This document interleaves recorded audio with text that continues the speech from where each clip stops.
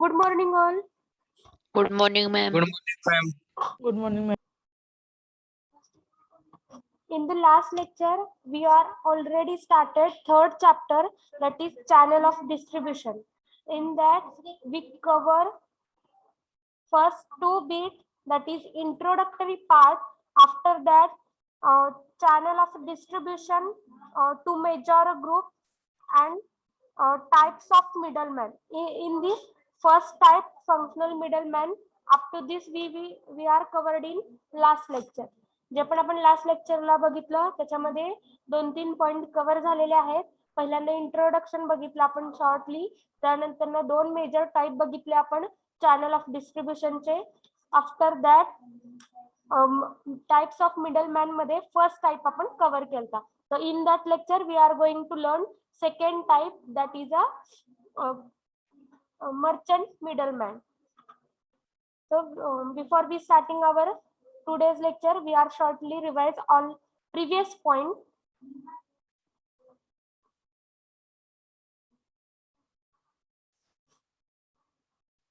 In that introductory part, the distribution of a good is one of the most crucial phase of the process of marketing. So ज्यावेळेस आपण channel of distribution बघतो त्यावेळेस जे काही डिस्ट्रीब्युशनची process आहे, जे काही तयार केलेले जे प्रोडक्ट आहे त्यांना ऑल ओव्हर इंडियामध्ये डिस्ट्रीब्यूट करणं ही खूप ग्रेट इम्पॉर्टन्स असलेली फेज आहे किंवा ही खूप इसेन्शियल फेज आहे मार्केटिंग मध्ये. नेक्स्ट आपण बघितलं त्याचे 2 टाइप पडतात ज्यावेळेस आपण डिस्ट्रीब्युशन करतो. So first is direct selling and second is indirect selling. So कोणाला सांगता येईल डायरेक्ट सेलिंग मध्ये काय आहे?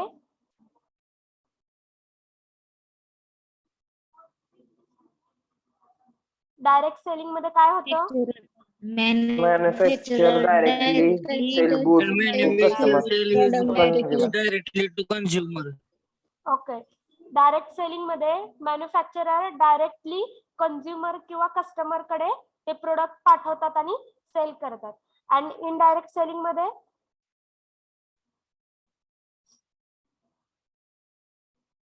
middlemen or more middlemen are involved. Okay. Indirect selling मध्ये 2 or more middlemen are involved during distribution of goods. So in this case there are 1 or more middlemen or intermediaries are involved in between manufacturer and consumer. So ह्या channel of distribution मध्ये remember काय करायचंय? Channel of डिस्ट्रीब्युशनचे 2 type आहेत, main direct आणि indirect. मग त्यातला in detail आपण काय लर्न करतोय? इनडायरेक्ट. कारण इनडायरेक्ट जे काय टाइप आहे त्याच्यामध्ये इंटरमिडिएटरीज आहेत किंवा मिडलमॅन इन्व्हॉल्व केलेले आहेत. मग त्या मिडलमॅन मध्ये परत 2 टाइप आहेत. फर्स्ट टाइप कोणता? Functional middleman. Merchant middleman. Okay. First is a functional middleman and second is a merchant middleman. मग त्यातला फंक्शनल मिडलमॅन मध्ये परत किती टाइप पडतात? 4 types. कोणते आहेत 4 types? Brokers, communication okay. Functional middleman आहे त्याच्यामध्ये परत 4 टाइप पडतात. First is a broker, second is a commission agent, third is a auctioneer and fourth is a del credere agent. तर फंक्शनल मिडलमॅन म्हणजे काय?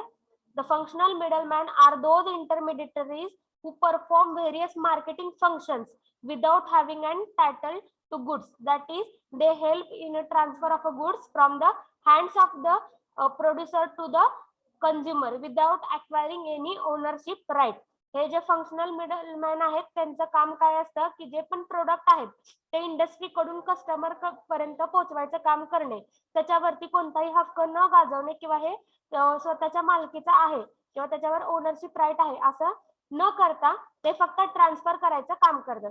Simply in the word daily life मधलं example आपण जर बघायला गेलं तर जे काही डिलिव्हरी बॉयज आहेत, व्हेरियस कंपनीचे किंवा पोस्टमॅन आहेत, हे त्याचं एक्झाम्पल आहेत की ते काय करतात, फक्त जे आर्टिकल आहेत किंवा जे प्रोडक्ट आहेत ते कस्टमर पर्यंत नेतात पण ते स्वतःचं आहे असं सांगत नाहीत.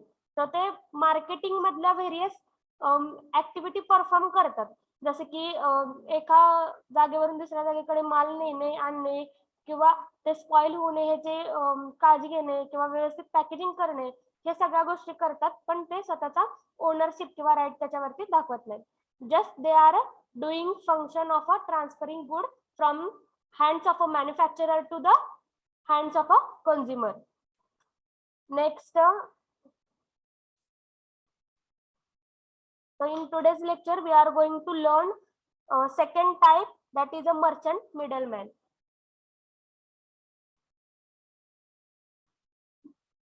So see, merchant middleman, they work for a profit, they acquire and transfer the title goods in their own name.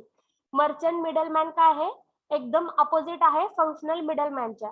कारण मर्चंट मिडलमॅन काय करतात, प्रॉफिट साठी वर्क करतात, प्लस ते काय करतात, they are acquiring and transfer title to goods in their own name. ते स्वतःचं नाव पण त्या प्रोडक्ट वरती लावतात. जसं की आपण बघतो आपले पण फॅमिली बिझनेस आहेत, आपण काय करतो, आपल्या शॉप मधून एखादं प्रोडक्ट कस्टमरला गेलं तर आपण आपल्या शॉपचं लेबलिंग करतो त्याच्यावरती, पण ऍक्च्युअल मध्ये ते प्रोडक्ट आपण स्वतः तयार केलेलं नसतं, आपण कोणत्या तरी होलसेलर किंवा सुपर स्टॉकिस्ट कडून आणलेलं असतं.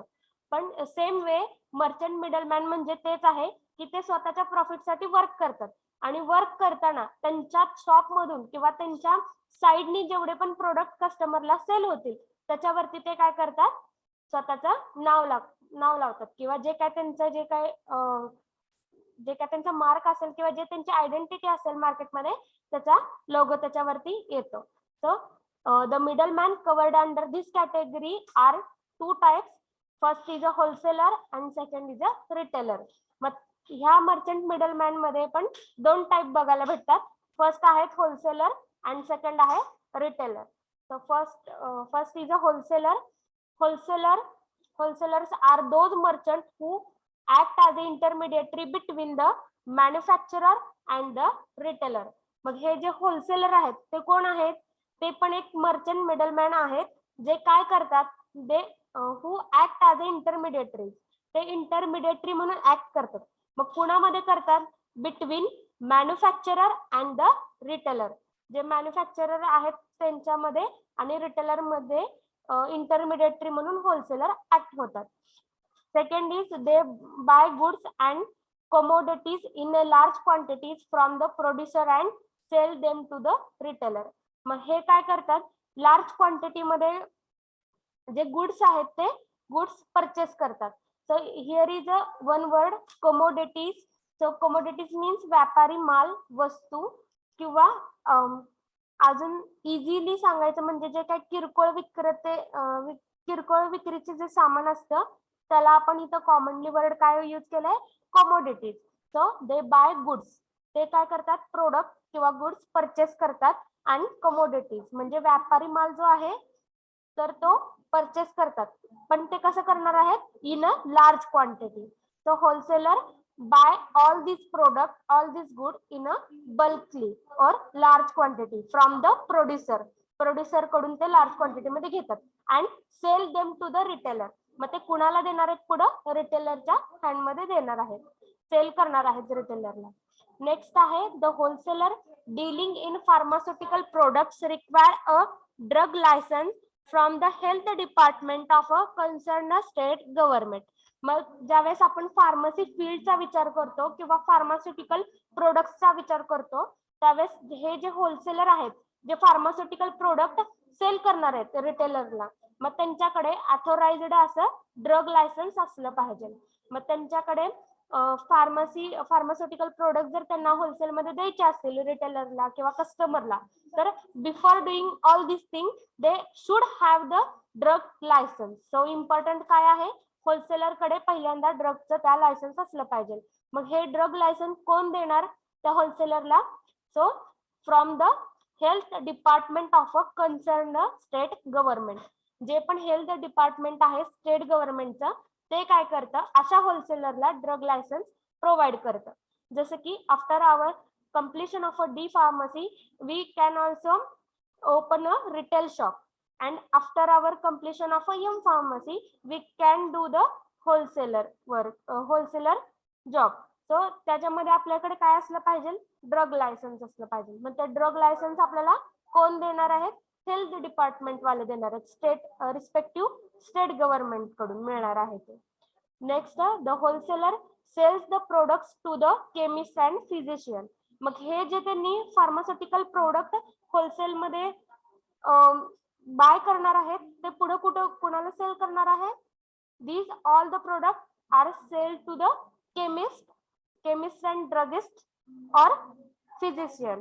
मग ते हे जे होलसेल मध्ये आहे घेतलेत फार्मास्युटिकल प्रोडक्ट ते केमिस्ट ड्रगिस्टला त्यांनी सेल करतील किंवा फिजिशियन पर्यंत ते पोहोचवतील.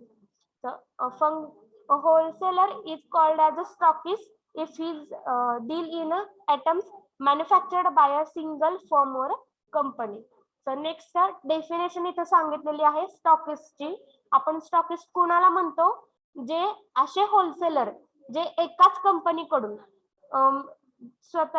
एकाच कंपनीकडून सगळे गुड्स जे आहे ते लार्ज क्वांटिटी मध्ये घेतात. जसं की XYZ कंपनी आहे आणि त्याच्यामध्ये 5 टाइप्सचे फार्मास्युटिकल प्रोडक्ट प्रिपेअर होते आणि एक पर्सन आहे जो ते 5 टाइप्सचे प्रोडक्ट काय करतोय, त्याच कंपनीकडून घेतोय, अदर कंपनीकडून घेत नाही, फक्त त्याच कंपनीचे तो परचेस करतोय. मग त्याला आपण काय म्हणतो, super stockist.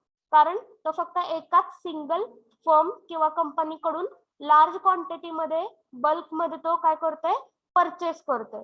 So this person is called as a super stockist. Up to this सगळ्यांना समजलं?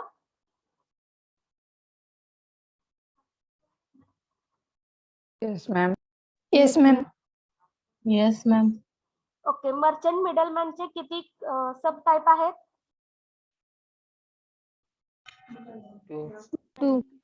Two times. Okay. First is Wholesaler. and second is Retailer. Retailers. Wholesaler काय ऍक्ट करतो? Intermediate between the manufacturer and retailer. The manufacturer and the retailer. Okay. होलसेलरचं स्टॉकिस्टची definition काय आहे? Wholesaler is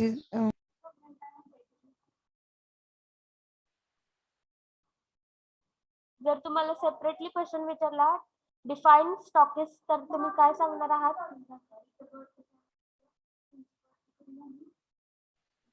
A wholesaler is called a stockist. एवढी short definition आहे. the wholesaler sells the product of the chemical and physical. Wholesale is called They as buy goods and commodities in large quantity from the producer. from the company.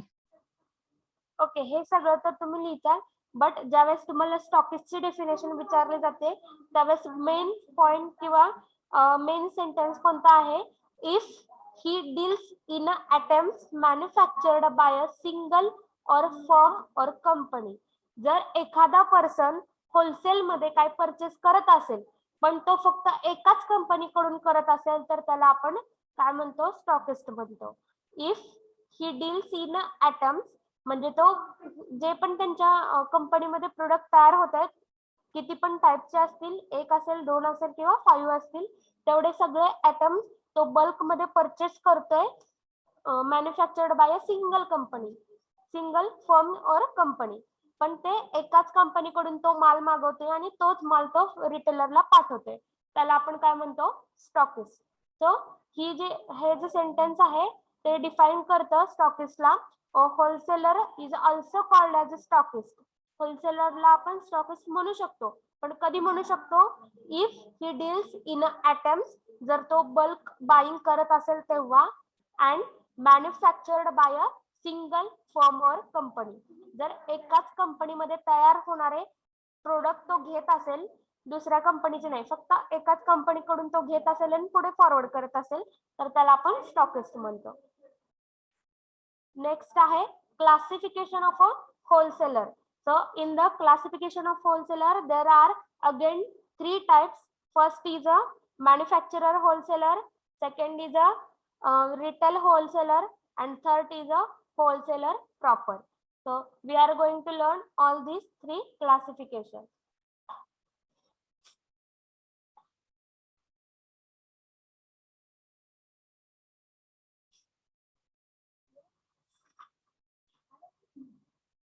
Okay, first is a manufacturer wholesaler. So manufacturer wholesaler, these wholesalers are engaged in manufacturing activities to some extent.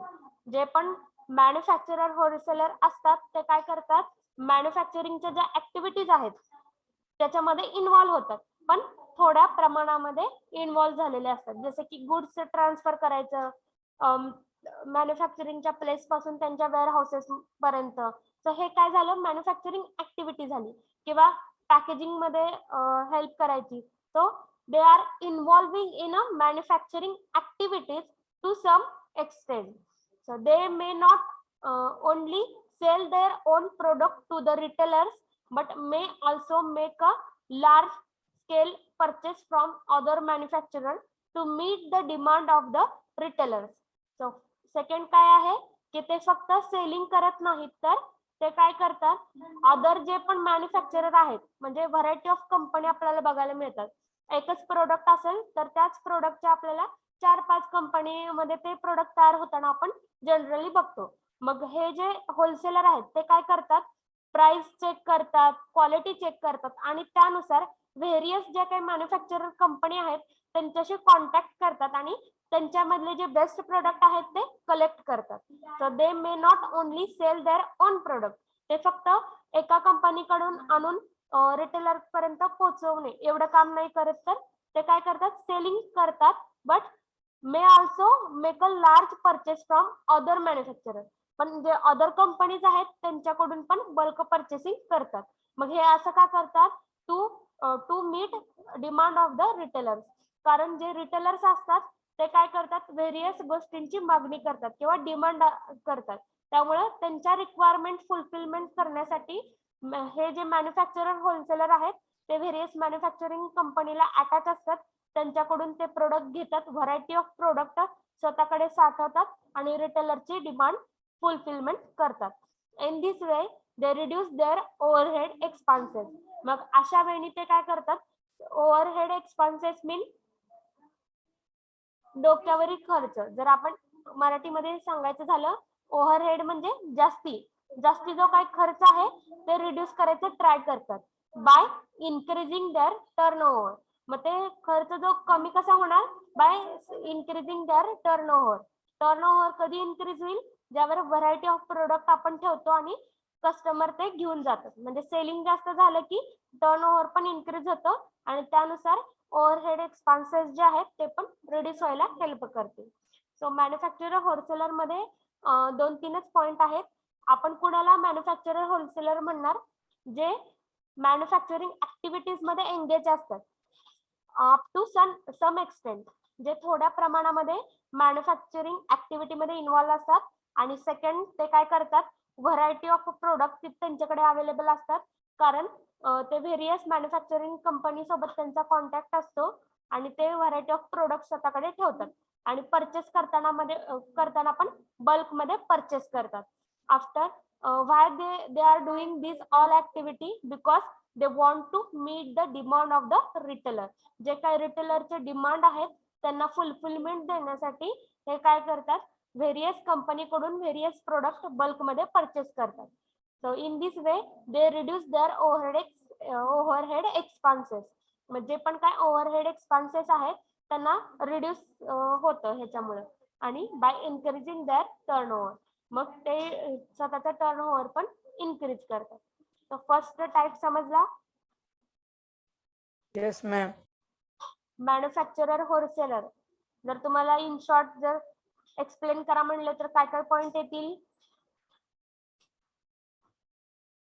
These are the wholesaler are engaged in manufacturing activities to the some external. Some extent, not external. Okay, next कोण सांगेल?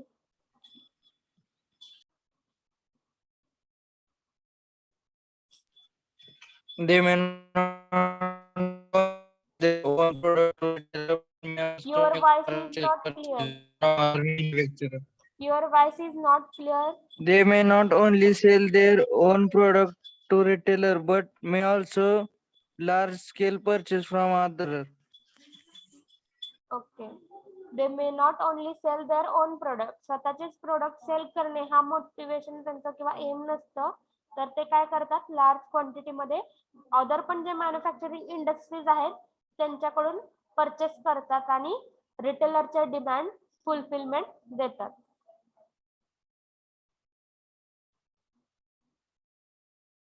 So next आहे retailer wholesaler. These wholesaler purchase goods in bulk from the manufacturer and sell them in a retailer to the consumer through their own shop. जे काही retailer wholesaler आहेत ते काय करतात wholesale मध्ये परचेस करतात किंवा बल्क मध्ये परचेस करतात. कुणाकडून करतात मॅन्युफॅक्चरर किंवा जे प्रोड्युसर आहेत त्यांच्याकडून, आणि ते परचेस केलेले कुणाला सेल करणार आहेत सेल देम इन रिटेलर, रिटेलरला सेल करतील to the consumers through their own shop. त्यानंतर ना रिटेलर कडून कंझ्युमरला पण सेल होईल आणि जे होलसेलर आहेत असे पण होलसेलर अवेलेबल असतात की जे रिटेलरला पण होलसेल मध्ये देतात आणि कस्टमरला पण होलसेल मध्ये प्रोडक्ट देतात. सो ह्या दोन्ही मध्ये डिफरन्स काय आहे मॅन्युफॅक्चरर होलसेलर आणि रिटेलर होलसेलर मध्ये मॅन्युफॅक्चरर होलसेलर फक्त रिटेलरलाच बल्क मध्ये काय करतात त्यांना होलसेल मध्ये देतात, पण जे रिटेलर होलसेलर आहेत ते दोन्हीचं पण ऍक्ट करतील, act as a retailer and act as a wholesaler. त्यामुळं रिटेलरला पण होलसेल मध्ये प्रोडक्ट सेल करतील, त्यानंतर ना कंझ्युमर किंवा कस्टमर जरी सिंगल कस्टमर जरी आले तरी त्यांना पण होलसेल रेटनी तिथले प्रोडक्ट सेल करतील थ्रू देअर ओन शॉप.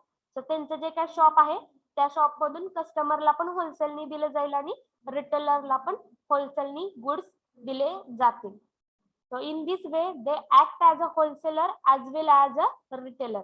अशा वेळी ते दोन्ही पण फंक्शन करतात, act as a wholesaler and as well as retailer.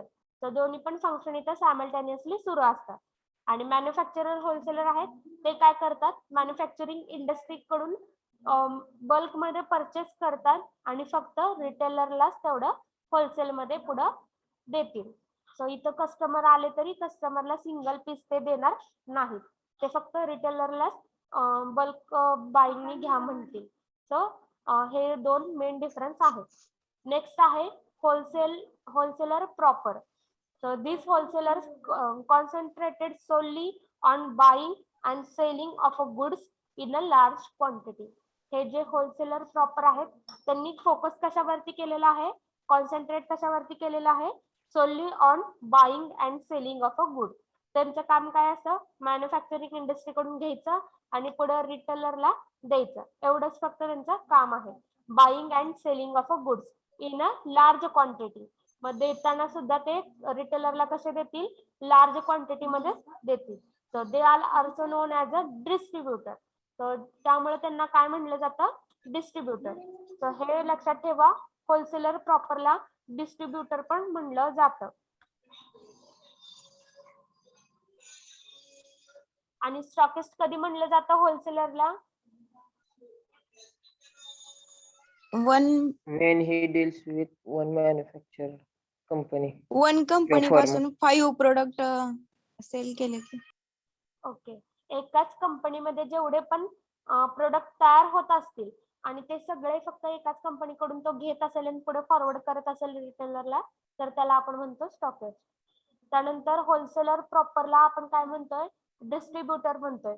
आणि डिस्ट्रीब्युटर का म्हणतोय कारण त्यांनी फक्त फोकस केले, कॉन्सन्ट्रेट कशावरती केले buying and selling of a good. ते बल्क मध्ये परचेस करायचं आणि बल्क मध्येच पुढे फॉरवर्ड करायचं, या प्रोसेस वरती त्यांनी फोकस केलेलं असतं, त्यामुळे त्यांना आपण काय म्हणतो डिस्ट्रीब्युटर. हे 3 टाइप समजलेत का? Yes, ma'am. हे तिन्ही टाइप कशामध्ये येतात? होलसेलर मध्ये. Wholesaling. Wholesaler wholesale. Okay, good. So next is the functions of a wholesaler.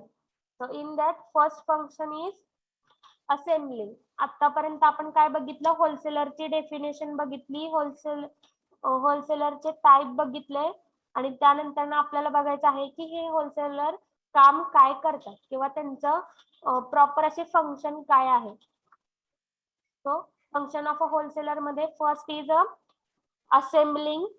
So total 9 function आहेत. ते 9 फंक्शन परफॉर्म करतात. त्यातला फर्स्ट आहे असेंबलिंग.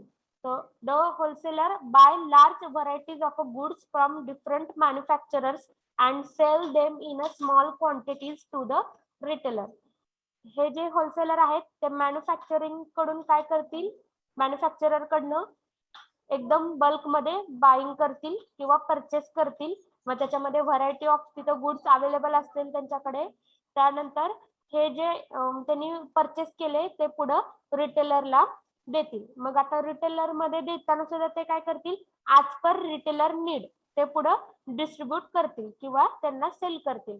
मग रिटेलरची डिमांड जर स्मॉल क्वांटिटी मध्ये असेल तर तेवढंच फक्त युनिट त्याला तिथं प्रोव्हाइड केलं जाईल. किंवा एखादा रिटेलर लार्ज क्वांटिटी मध्ये डिमांड करत असेल तर त्यांना as per their need or requirement they are distributing all goods which are purchased from a manufacturing unit. So ह्यांचं फर्स्ट मेन फंक्शन काय आहे, असेंबल करणं. जसं की रिटेलरच्या व्हेरियस डिमांड असतात आणि रिटेलर व्हेरियस कंपनीचे प्रोडक्ट मागतात. मग ते वेगवेगळ्या कंपनीला हे होलसेलर कॉन्टॅक्ट करतील आणि त्यांच्याकडून बल्क मध्ये परचेस करतील आणि स्वतःकडे व्हरायटी ऑफ प्रोडक्ट अवेलेबल करून घेतील. मग त्यानंतर ना रिटेलरची जशी नीड असेल, जशी डिमांड असेल त्यानुसार त्यांना स्मॉल लार्ज क्वांटिटी मध्ये डिस्ट्रीब्यूट केलं जाईल. तर फर्स्ट आहे असेंबलिंग. असेंबलिंग म्हणजे कलेक्शन किंवा जमा करणे. तर the wholesaler by large varieties of good from a different manufacturer. वेगवेगळ्या कंपनीकडून व्हरायटी ऑफ गुड्स ते काय करतील, स्वतःकडे असेंबल करतील किंवा कलेक्ट करतील and sell them in a small quantity to the retailer. मग ऍज पर रिटेलर नीड ते स्मॉल किंवा लार्ज क्वांटिटी मध्ये त्यांना देतील. So this is the first function. Another second is a distribution. So the wholesaler serves to the distribute goods to the retailer who are generally widely scattered. Scattered म्हणजे पसरणे. So पसरलेले जे पण retailer आहेत ते retailer obviously एका एरियामध्ये नसतील किंवा एका स्टेट मध्ये नसतील. व्हेरियस स्टेट मध्ये व्हेरियस छोटे मोठे रिटेलर्स अवेलेबल असतात. त्यांच्यापर्यंत जे पण गुड्स आहेत त्यांना पोहोचवण्याचं काम कोण करतं, होलसेलर. तर second function is a distribution. जे पण होलसेलर कंपनीकडून लार्ज क्वांटिटी मध्ये परचेस करणार आहेत त्यांना पुढे रिटेलरच्या हातामध्ये द्यायचं पण काम कोणाचं असतं, होलसेलरचं. तर डिस्ट्रीब्युशन पण हे त्यांचं फंक्शनिंग आहे.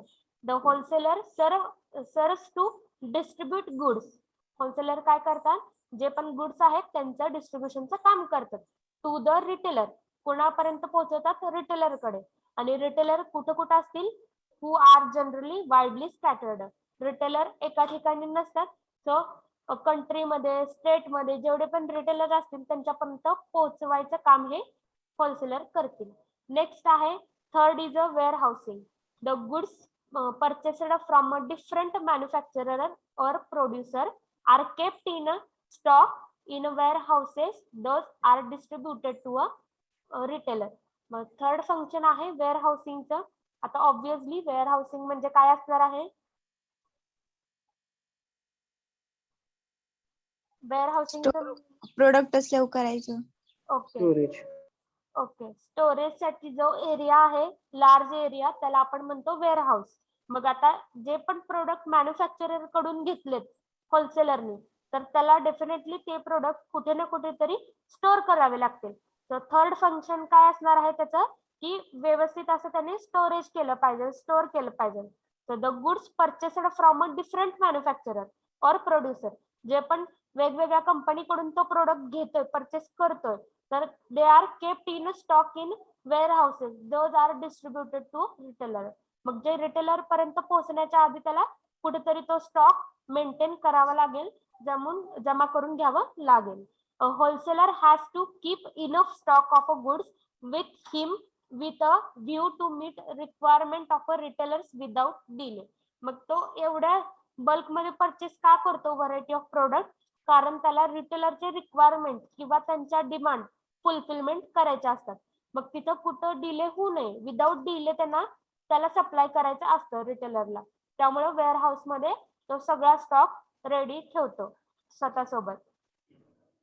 तो सेकंड तो काय करतो की ते कुठेतरी स्पॉइल वगैरे होऊ नये यासाठी व्यवस्थित तिथं स्टॉक अवेलेबल मेंटेन असा ठेवलेला असतो. And fourth function is transportation. The wholesaler has to move the goods from there to the retailer. The wholesaler has to move the goods from the place of its production to his own warehouse and then from there to the retailer. मग transportation मध्ये आता तो कुठून नेणार? पहिल्यांदा तो manufacturer कडून सगळे सामान घेईल, त्यानंतर स्वतःच्या वेअर हाऊस मध्ये स्टोअर करेल आणि जशी रिटेलरची डिमांड असेल, नीड असेल त्यानुसार वेअर हाऊस मधून ते सामान कुठं नेलं जाईल? रिटेलरच्या शॉप मध्ये नेलं जाईल. तर ह्याच्यामध्ये जे पण ट्रान्सपोर्टेशनचा जो पार्ट आहे तो सगळं कोण करणार आहे आता? Wholesaler. The wholesaler has to move the goods. तर होलसेलर काय करतो? जे पण गुड्स आहेत ते मूव्ह करतो from place of its production पासून from to his own warehouse पर्यंत आणि त्यानंतर from warehouse to the retailer. त्यानंतर वेअर हाऊस पासून रिटेलरच्या शॉप पर्यंत. Sometimes the wholesaler has his own vehicle for the purpose of moving and distributing of goods. मग ह्या transportation साठी सम होलसेलर काय करतात? स्वतःचे ओन व्हेकल यूज करतात. कंपनी मधून आणणे, स्वतःच्या गोडाऊन मध्ये ठेवणे, त्यानंतर गोडाऊन मधलं सामान रिटेलरच्या दुकानापर्यंत पोहोचवणे, ह्याच्यासाठी व्हेकल सुद्धा ते स्वतःचे अरेंज करतात. So fourth function काय असणार आहे? Transportation. And after that, fifth is a financing. The wholesalers provide credit facility. So here, mute everyone.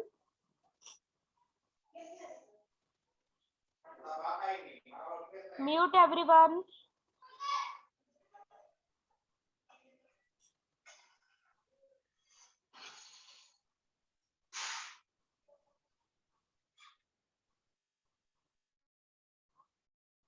So next काय आहे? The wholesaler provide credit facilities to the retailer and thus finance the retailer trade. म्हणजे पण wholesaler असतात ते कशाची facility देतात किंवा काय प्रोव्हाइड करतात? त्यांना क्रेडिट फॅसिलिटी. तर क्रेडिट फॅसिलिटी म्हणजे आपण पण डेली लाईफ मध्ये बघतो, एखादी गोष्ट आपण इमर्जन्सी बेसिस वरती काय करतो? उधारीवरती आणतो. तर ती उधारी हा जो मराठीतला वर्ड आहे तो इथं कसा घेतलाय? Credit facility. म्हणजे जे काय जे पण रिटेलर आहेत ते काय करतील? होलसेलर कडून परचेस करतील, पण आफ्टर सेलिंग ऑल दिस गुड त्यांचं जे काय पेमेंट असेल ते सेल झाल्यानंतर देतील. मग ही काय झाली? Credit facility.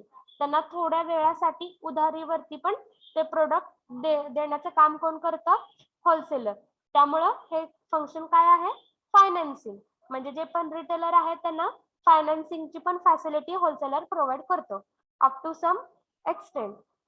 The wholesalers provide credit facility to the retailers and thus finance the retail trade. मग त्यामुळं रिटेल ट्रेडला आपण तो काय करतोय? इनडायरेक्टली फायनान्स प्रोव्हाइड करतोय. हे 5 फंक्शन समजले? Yes, Yes. ma'am. Okay, next बघा. नेक्स्ट आहे 6 number function is risk bearing.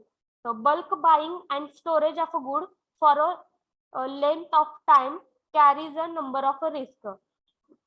जेव्हा पण आपण कंपनी मधून एखादे प्रोडक्ट परचेस करतो बल्क मध्ये, त्यांना स्टोअर करताना पण त्याचे स्टोरेज कंडिशन असतात. मग जर आपण प्रॉपर वेनी स्टोअर केलं तर ते खूप काळासाठी तसंच प्रोडक्ट सिक्युअरली राहतं. सो ह्याच्यामध्ये स्टोरेजची जी कंडिशन आहे, ज्यावेळेस पण आपण खूप काळासाठी एखादं प्रोडक्ट स्टोअर करतो लेंथ ऑफ अ टाइम, त्याच्यासाठी व्हेरियस रिस्क पण तिथं असतात. Such as a changes in a demand. मग ज्यावेळेस पण होलसेलर बल्क मध्ये बाय करतात आणि वेअर हाऊस मध्ये स्टोअर करतात त्यावेळेस त्यांना रिस्क पण घ्यावी लागते. मग ती रिस्क कोणत्या कोणत्या आहेत? Changes in demand.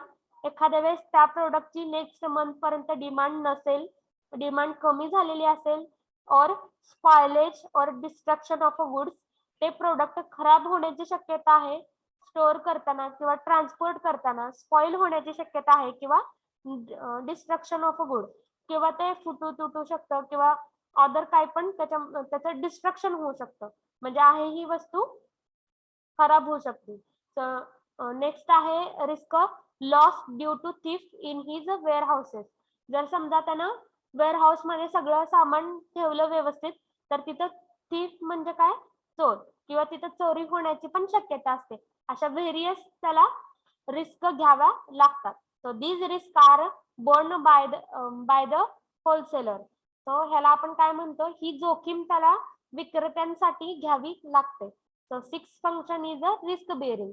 तर 6वा आहे की तो रिस्क पण घेतो. मग रिस्क मध्ये काय काय येणार आहेत, changes in demand, spoilage or destruction of a goods, loss due to thief, and next येईल this risk are borne by the wholesaler. मग ह्या सगळ्या रिस्क त्याला घ्याव्या लागतील ड्युरिंग हिज बल्क बाईंग. त्याला व्यवस्थित स्टोअर करावं लागेल. स्टोअर केल्यानंतर पण हे प्रॉब्लेम त्याला फेस करावे लागतील. So 6 risk bearing and 7 is a pricing. The price fixed by wholesaler is generally the basis on which the retailer determine the price that he will charge from his customer. म्हणजे पण charges तो लावणार आहे. आता रिटेलरला एखादी गोष्ट wholesaler देतोय, means त्याच्यावरती समथिंग प्राइस असणार आहे किंवा चार्ज असणार आहे. मग तो त्याच्यावरती प्राइस कशी फिक्स करतो, on the basis on which retailer determines the prices. म्हणजे रिटेलर कस्टमरला कोणत्या प्राइस मध्ये देईल ह्याचा विचार करून तो स्वतःची पण प्राइस फिक्स करतो. तर रिटेलरला पण इथं स्वतःचं मार्जिन किंवा त्याला प्रॉफिट मध्ये जावं ह्याचा विचार करतो आणि स्वतःचं पण मार्जिन तिथं कलेक्ट होईल या दोन्हीचा पण तो विचार करून तिथं प्राइस फिक्स करतो. जसं की एखादा होलसेलरनी मॅन्युफॅक्चरिंग कंपनीकडून फॉर एक्झाम्पल की एक टॅबलेट आहे आणि ते एक सिंगल टॅबलेट 5 रुपयाला असेल, 5 रुपये त्याची प्राइस असेल, तर सो ते 5 रुपीज साठी तो काय करतो, 2 रुपीज मध्ये मॅन्युफॅक्चरर कडनं त्यांना आणलेलं असतं आणि जे रिटेलर्स आहेत त्यांना 3-3.5 रुपये मध्ये काय करतो, सेल करतोय. म्हणजे त्यानं काय केली, प्राइस फिक्स केली इथं. सो जेणेकरून जे रिटेलर आहेत ते 5 रुपयेपर्यंत त्या कस्टमरला पुढं सेल करतील. त्यामुळे तो दोन्हीचा पण विचार करतो आणि तिथं price minimum, not to loss and not to minimum. So ह्या बेसिस वरती तो प्राइसिंग पण फिक्स करतो. while he sell his good to the retailer. So fixed in prices or pricing हे त्याचं 7th नंबरचं फंक्शन आहे. आफ्टर दॅट 8 नंबर फंक्शन बघा, gardening and packaging. So gardening means anyone, कोणाला सांगता येईल गार्डनिंग?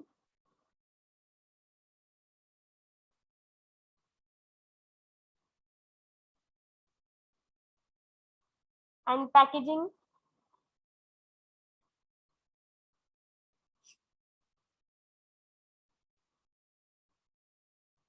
पॅकेजिंगला काय म्हणतो आपण?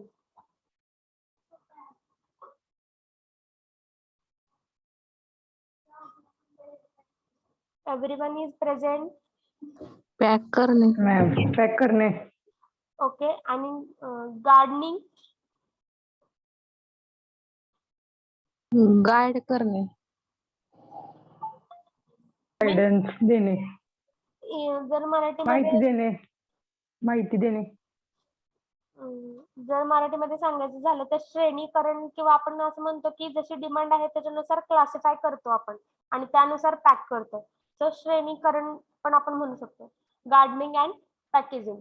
त्यानंतर 8व्या नंबरचं फंक्शन आहे gardening and packaging. In that some wholesalers also perform the function of a gardening of a product according to their quality and also pack goods into smaller lots for retailer.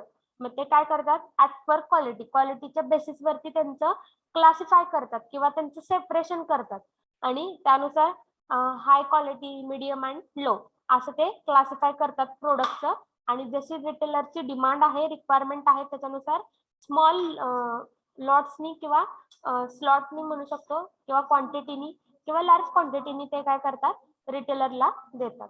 So gardening म्हणजे श्रेणीकरण किंवा आपण म्हणतो की classify करतो आहे या प्रोडक्टला, separate करतो आपण as per or on the basis of their quality. Packaging म्हणजे त्याच्यानुसार त्याला पॅक पण केलं जातं, जसं त्याची क्वालिटी आहे त्याच्यानुसार त्याला व्यवस्थित पॅकिंग पण केलं जातं. आणि पुढे फॉरवर्ड कोणाकडे करणार आहे? Market research. मार्केट रिसर्च कडे. पुढे फॉरवर्ड कोणाकडे करणार आहे? गार्डनिंग. रिटेलर कडे. टेलर कडे. Okay, correct. Retailer कडे. And 9th number function is a market research. So the wholesaler is a close to the retailer, and from them he knows the demand. He knows needs of a customer. जे पण wholesaler आहेत ते wholesaler link आहे. कोणामधली link आहे? Producer किंवा manufacturer आणि retailer. मग retailer आणि प्रोड्युसरच्या दोघांच्या पण क्लोज आहेत ते. त्यामुळे रिटेलर कडून त्यांना काय माहिती मिळते की जे पण कस्टमर आहे ते कस्टमरची नीड काय आहे मार्केटमध्ये, की कोणतं सध्या प्रोडक्ट ते कस्टमर फ्रिक्वेंटली मागतात, त्याची सगळी माहिती रिटेलरला असते. मग हे जे रिटेलर आहेत ते होलसेलरला सांगतील की अशी डिमांड आहे किंवा अशी नीड आहे. त्यानुसार the wholesaler is close to the retailer. रिटेलरच्या क्लोज आहेत and from them he knows the needs of the customer. मग त्यांच्या थ्रू रिटेलरच्या थ्रू त्याला कळतं की कस्टमरची डिमांड काय आहे किंवा त्यांची गरज काय आहे. This help in advising the producer to make goods in accordance with the demand and needs of the consumer. मग ह्याच्यामुळे काय होणार आहे?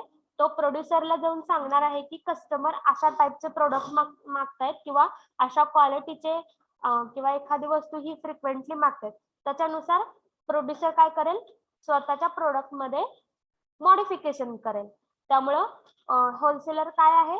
It is a link between retailer and producer. मग रिटेलर कडून त्याला माहिती मिळते की कस्टमरला काय गरजेचं आहे, त्यांची काय रिक्वायरमेंट आहे आणि डिमांड आहे. मग तीच माहिती तो पुढे फॉरवर्ड प्रोड्युसरला करतो. So this helps in advising the producer to make goods in accordance with the demand and needs of the consumer. मग जे आपण म्हणतो की कस्टमाइज करणं एखादं प्रोडक्ट.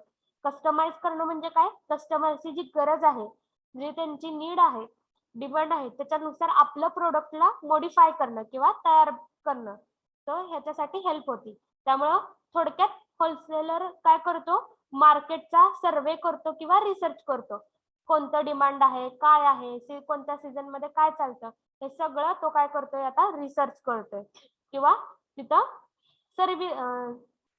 सर्व्हिस तो बघतो की कोणतं काय आहे आणि कशी डिमांड येईल. तर ह्याचं ॲडवायझिंग कोणाला करतोय? प्रोड्युसरला. So all this 9 function performed by wholesaler. So पहिलं काय आहे? पहिलं function Assembling. assembling. Distribution. Okay. Second is distribution and third Houseware. हाऊसवेअर. houseware का warehousing. Warehouse. Okay. Fourth. Transportation. Okay. Fifth. Finance. Okay. Sixth. Risk bearing. Seven. Pricing. 8. Grading and packaging. 9. Market research. Okay. Next point is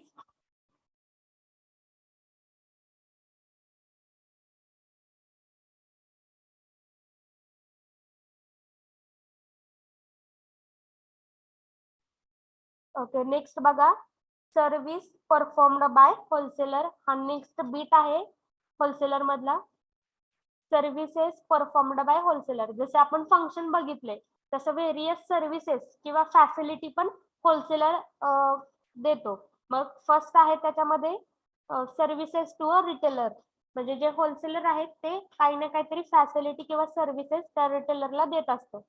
after that next service आहे services to the producer और manufacturer, आणि third आहे services to the society और a customer.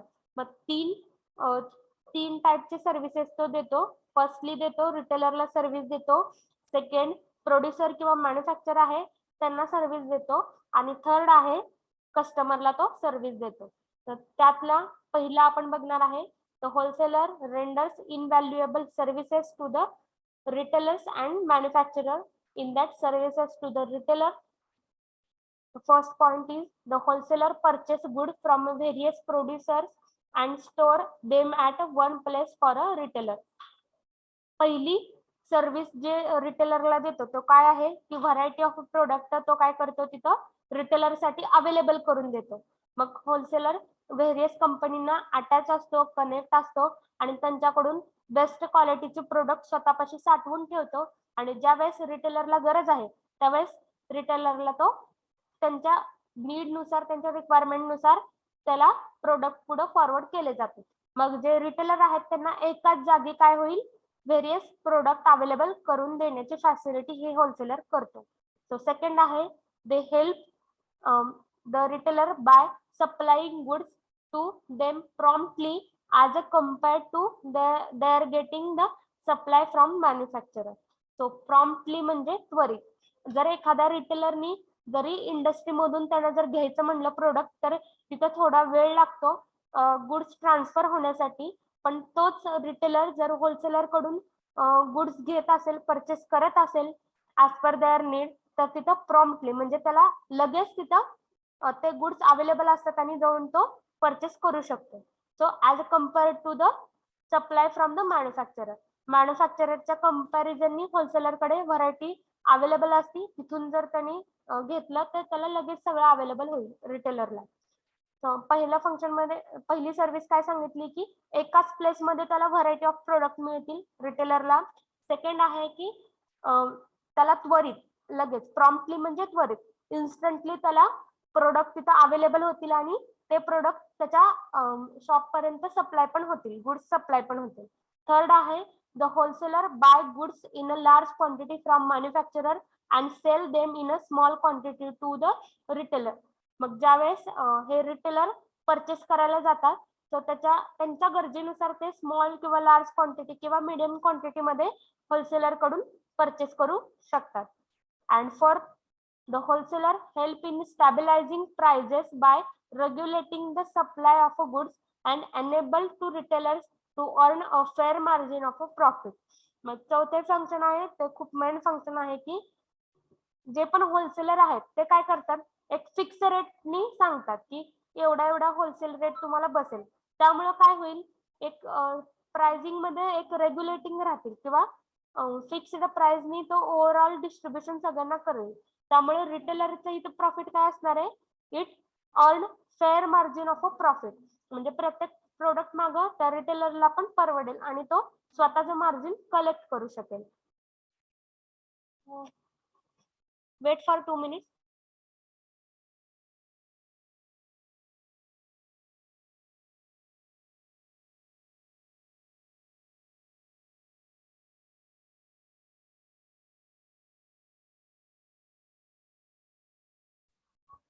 So next काय आहे 5th नंबरचं function बघा. The wholesalers usually obtain a substantial discount and rebates from the producer and are therefore in a position to give special discount to the retailers on a bulk purchase. 5th नंबरचं function काय आहे जे पण wholesalers आहेत ते काय करतात discount देतात. ज्यावेळेस रिटेलर त्यांच्याकडून परचेस करतील त्या प्रत्येक परचेस वरती एकतर होलसेल रेट तर ते देतील पण अजून पण काय करतील डिस्काउंट देतील, सबसस्टेन्शियल डिस्काउंट, अप्रोप्रिएट असं डिस्काउंट पण देतील. जसं सीझन असेल तसं डिस्काउंट पण देतील. आणि रिबेट्स मीन्स सूट, त्याच्यावरती सूट पण देतील from the producer and there are therefore in position to give a special discount to the retailer on bulk purchase. त्यामुळं जसं सीझन असेल त्याच्यानुसार रिटेलरने बल्क परचेस केला तर डिस्काउंट पण मिळेल आणि सूट पण मिळेल. 6 number, they inform the retailer regarding a new product introduced into the market. जे पण नवीन प्रोडक्ट आले आहे त्याची माहिती पण त्यांना होलसेलर कडून मिळेल. म्हणजे जे रिटेलर आहेत त्यांना नवीन नवीन प्रोडक्ट पण बघायला मिळतील आणि त्याची माहिती पण कम्प्लिटली मिळून जाईल. सो व्हरायटी ऑफ प्रोडक्ट त्यांना एकाच जागेवर मिळतील. 7, the wholesaler deal in a limited number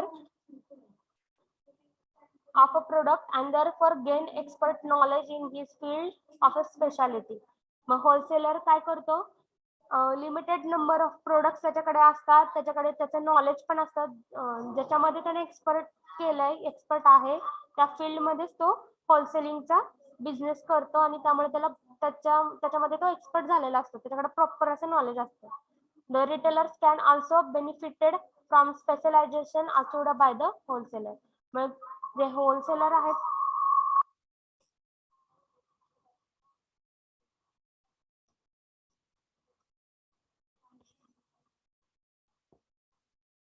the retailer can also benefited from a specialization achieved by a wholesaler. Specialisation झाल्यामुळे त्याच्याकडे प्रॉपर नॉलेज असेल होलसेलर पेक्षा रिटेलर कडे. त्यानंतर they provide credit facility to the retailer. त्यानंतर credit facility, जे की मी सांगितलं उधारीवर, आपण मराठीमध्ये सांगताना काय म्हणतो की एखादं प्रोडक्ट आपण काय करू शकतो, त्या थोड्या पिरियड साठी आपण क्रेडिट फॅसिलिटी वरती घेऊ शकतो, उधारीवरती घेऊ शकतो. त्यानंतर they bear most of a risk connected with marketing and thus save the retailer from a such a risk. तो होलसेलर जो आहे तो स्वतःच रिस्क घेतो, मोठ्या प्रमाणात परचेस पण करतो, त्याला स्टोअर करताना त्याला बरेच प्रॉब्लेम फेस करावे लागतात, रिस्क घ्यावी लागतात. मग ती रिस्क जी आहे ती रिटेलरला घ्यावी लागत नाही, कारण ऑलरेडी होलसेलरने ते काम त्यांचं केलेलं आहे. त्यामुळे रिटेलर जास्ती लॉस मध्ये नसतात, तर त्यांना क्वालिटी प्रोडक्ट होलसेलर कडून मिळतात. तर they bear most of the risk connected with the market. जर होलसेलर जर नसते तर ही सगळी रिस्क रिटेलरला घ्यावी लागली असते.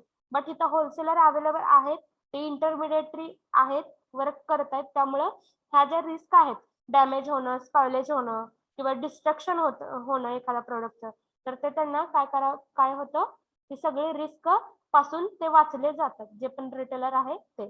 कुणामुळे? होलसेलरमुळे. तर हे समजलेलं आहे services to the retailer.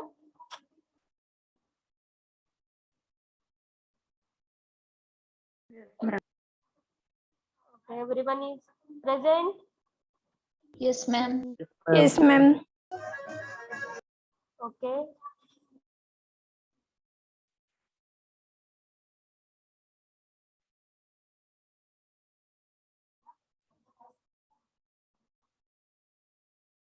So up to this we have learned काय काय बघितलं आजच्या लेक्चर मध्ये.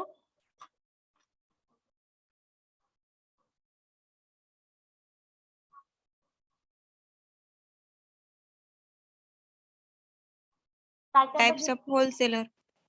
Function of wholesaler. Wholesaler. Definition of wholesaler.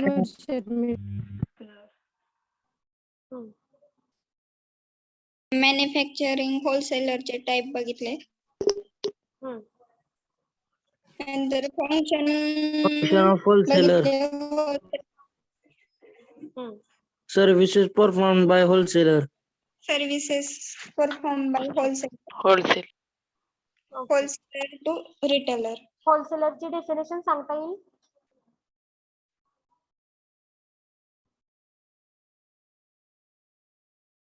Wholesaler कोण आहे? Wholesalers are those merchants who act as intermediate between the manufacturer and the retailer. Okay, good. So we stop here. Next bit is we will covered in next lecture.